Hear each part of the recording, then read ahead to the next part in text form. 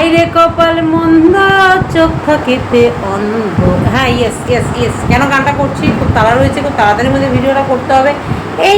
এইমাত্র দেখছিলাম আমাদের জামাই বাবা জীবনের নামটা ধরেই বলি, প্রীতম একটা লাইভ করছিল, সাথে লাইভের সাথে ডুয়েট লাইভ, যেটা স্ট্রিম লাইভ ঠিক নয়, দুজনে যে লাইভটা করা হয় ডুয়েট লাইভ, সেই লাইভে দুজনে মিলে বসেছিল। সত্যিই তো কিচ্ছু পারো না, তুমি কিচ্ছু পারো না বলেই তো দুটো বউ তোমার কাছ থেকে চলে গেছে। এখন আমি হ্যাঁ, ঠিক ওইভাবেই বলছিল, কারণ আমি তো তোমার বান্ধবী বলতে লক্ষ্মীছি আর অলক্ষ্মীর কি আছে।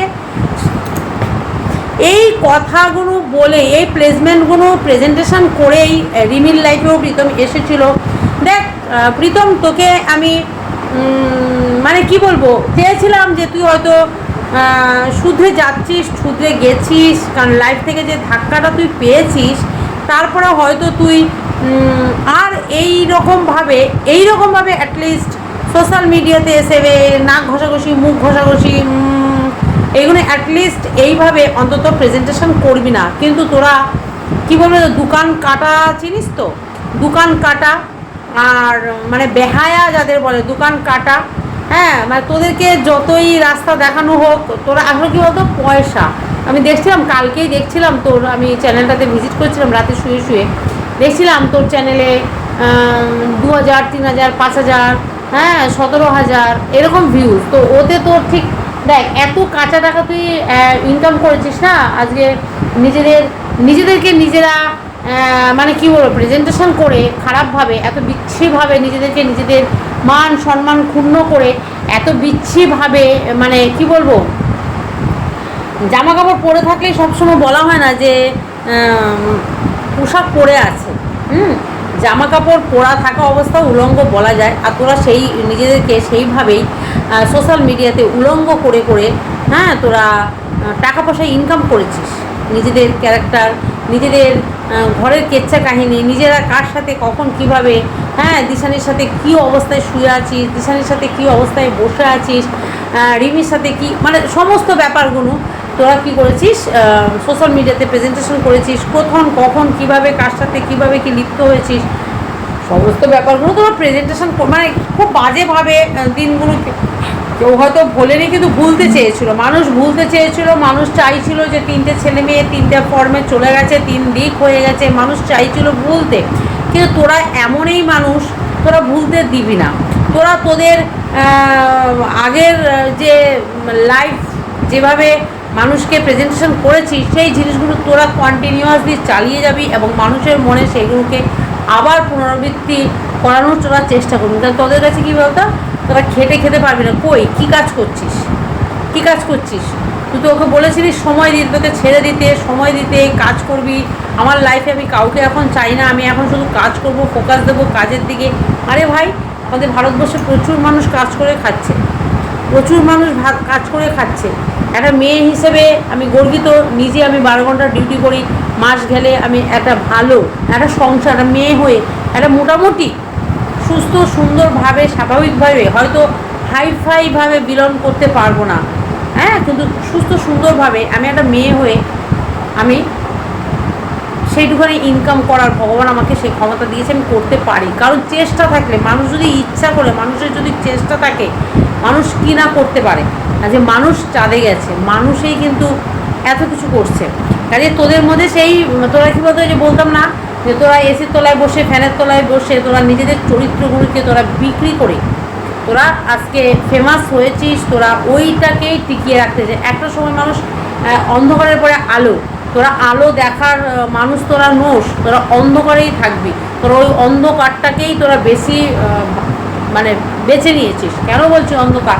দেখো, একটা মানুষ ভুল করে অনেক কাজ করতে পারে, করার পরে যখন তাকে চোখে আঙ্গুল দিয়ে দেখিয়ে দেওয়া হয় যেটা তুই ভুল করছিস, যখন সে রিয়েলাইজও করে যে হ্যাঁ আমি এটা ভুল করেছি, আমাকে তাহলে এই পথটার থেকে এবার বেরিয়ে আসার দরকার, এবং সে আমি প্রতিশ্রুতিও দেওয়া হয় যে আমি বেরিয়ে আসবো, আমি সুস্থ সুন্দরভাবে এবার লাইফটাকে লিড করব, তারপরেও যদি সেই কাজ মানুষ পুনরাবৃত্তি করে, তখন তাকে কি বলা হয়?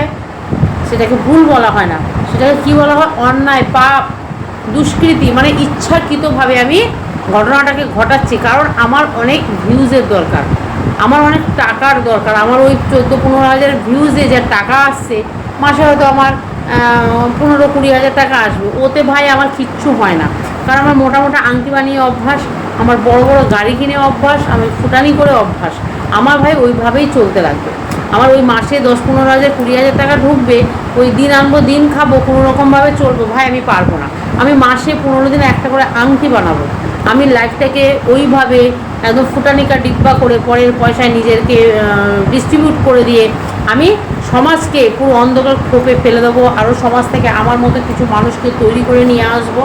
আমি ঠিক ওই পথটাকেই বেছে নেব, ওই পথটা থেকে আমি ইনকাম করবো। ভাই তোমরা যে যাই বোঝাও, আজকে তুই যাকে বলছিস সে এসে বলছে তোর বান্ধবী, এই দিশানিকেও কিছুদিন আগে ডিভোর্স দিই, তোর এক্স ওয়াইফ সে, এখন যাই হোক তোর নানা কথা বলছিস, ঠিক আছে, দিশানিকে এখানে আমার টানাটা হয়তো উচিত হচ্ছে না, সে তার স্বামীর সাথে সুস্থ সুন্দরভাবে দিনানিপাত করছে, করবে, করছে না করবে, সে এরকম একটা প্ল্যানিংয়ে এগোচ্ছে, তার জীবনে একজন এসছে, তাকে নিয়ে সে ভালো সুখে শান্তিতে থাকতে চাইছে, হয়তো আমার বলাটা উচিত হচ্ছে না, তারপরেও যখন এদের নাম আসবে, তিনজনের নামেই চলে আসে, অটোমেটিকলি চলে আসে। তো ওকেও তুই, আমরা যখন বলেছিলাম যে ডিভোর্স দি বউ হয়ে গেছে, সেই বউকে নিয়ে, এক্স বউকে নিয়ে আবার কিসে, তখন তোরা সেখানে সম্পর্কর নাম দিয়েছিল বন্ধুত্ব, তোরা তখন বন্ধুত্ব, হ্যাঁ হ্যাঁ রেডি হ, তোরা তখন নাম দিয়েছিলিস বন্ধুত্বের, কিন্তু তারপর আমরা দেখতে পেলাম সেই বন্ধুত্বের পরিণতিটা কোথায় গেল। আজকে তো সমস্তটা বেরিয়ে এলো, ওই দিশানি বাবলি বাবলি হাবলি ডাবলি কাবলি, সে যে যেটাই বলিস, সে দিশানির থেকে 65,000 টাকা নিয়েও ছিল, সেটাও আজকে পুরো মানে একদম প্রমাণিত। এই যে আমরা চিৎকার চেঁচামেচি করেছিলাম এত, সেটাও কিন্তু প্রমাণ হয়ে গেল। তো আমরা কন্ট্রোভার্সি ক্রিয়েটাররা জানিস তো, পাতাল থেকেও খবর তুলে নিয়ে আসতে পারবি, আকাশেও পৌঁছে দিতে পারি, জানিস তো। ভাবিস না যে তোদের চ্যানেলগুলো অনেক বড় বলে, তোরা অনেক ফেমাস, তোরা যা করবি সেটা নিয়েই মানুষ, আমরাও আছি পেছনে, থাকবেই, প্রতিবাদ থাকবেই, ঠিক আছে। যত এই যে বেলাল্লাপানাটা করছিস, করিস না, আবার যদি নামি না, আবার তোর পরিস্থিতি খারাপ হয়ে যাবে, করিস না।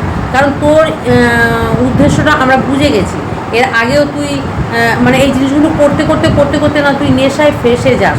যেমনি ওই যে ছিপ ফেলানো হয় মাছ ধরার জন্য, এবার মাছটা তো জানতে পারছে না যে ওই ছিপটা কেন ফেলানো হয়েছে, সে খেলতে গেছে এটা গিলে নেয়, টোপটাকে গিলে নিয়ে ফেসে যায়।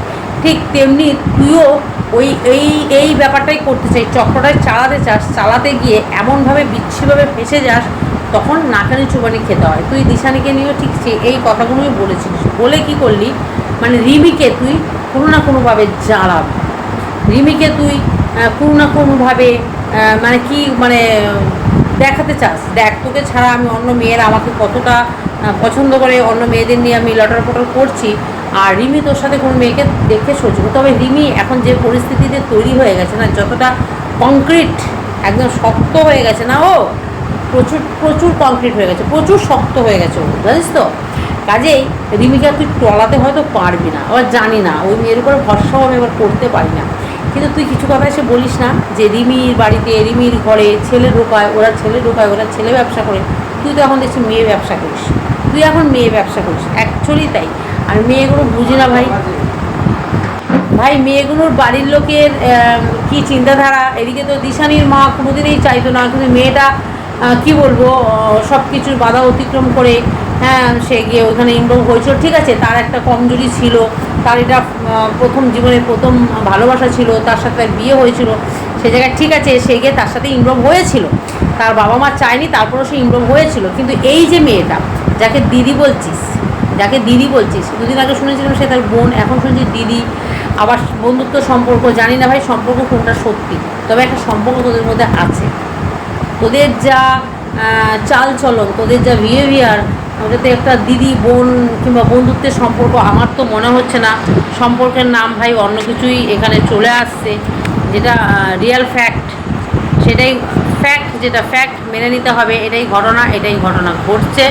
বা এটা কি চলে এলো একটা, হ্যাঁ যাই হোক, এই হলো ঘটনা।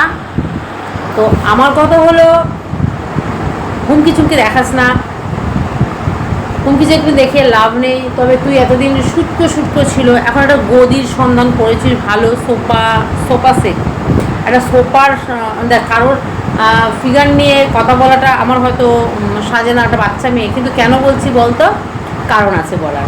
কারণ কর্মফল কেউ কাউকে ছাড়ে না, কর্মফল কেউ কাউকে ছাড়ে না। আমার একটা ওকে দেখে না একটা জিনিসই মনে পড়ে গেল, তুই ঝুলন্ত হাতি বলতিস না ধরিত্রীকে। রোহিত তো একটা বয়স হয়েছে, একটা পর্যাপ্ত তো একটা বয়স হয়েছে, একটা ছেলে আছে, বড় একটা ছেলে আছে, 19-20 বছরের একটা ছেলে আছে, মোটামুটি সে একটা এজ তার হয়েছে ধরিত্রী। একটা এজের পরে অনেক সময় এই ফিগারটা অনেক রকমের, একটা মা হওয়ার পরে সিজারিয়ান বেবি হলে কিংবা যাই হোক একটা ফিগার ওরকম চলে আসে। আজকে তুই যে সোফাটার সাথে ঘুরছিস আমি জানি, ওরকম সোফাতে পাঞ্চিং করে বেশ স্পঞ্জ ব্যাপারটা ভালোই লাগে, ফিলটা ভালো হয়। হ্যাঁ, তো চালিয়ে যা, দেখ কত দূর এগোতে পারিস। আমরাও তো আছি চালিয়ে যাওয়ার জন্য, বিশ্বাস কর। তোদের চ্যানেল যেন রিচ ডাউন হয়ে গেছে, আমাদের চ্যানেলও রিচ ডাউন হয়ে গেছে, ভালো, শুরু কর, আমরাও শুরু করবো, চিন্তা করিস না, আমরা আছি, ঠিক আছে। যেমনি চলে গেছিলাম, মুছে দিতে চাইছিলাম, সবাইকে ভুলিয়ে দিতে চাইছিলাম তোদের এসব ঘটনাগুলো, আবারও আছি, মনে করিয়ে দেবো, চিন্তা করিস না। যেমনি কর্ম করবি তেমনি ফল, ঠিক আছে। তো চলো বন্ধুরা, সবাই ভালো থেকো, সুস্থ থেকো, টাটা, দেখা হবে অবশ্যই নেক্সট ভিডিওতে।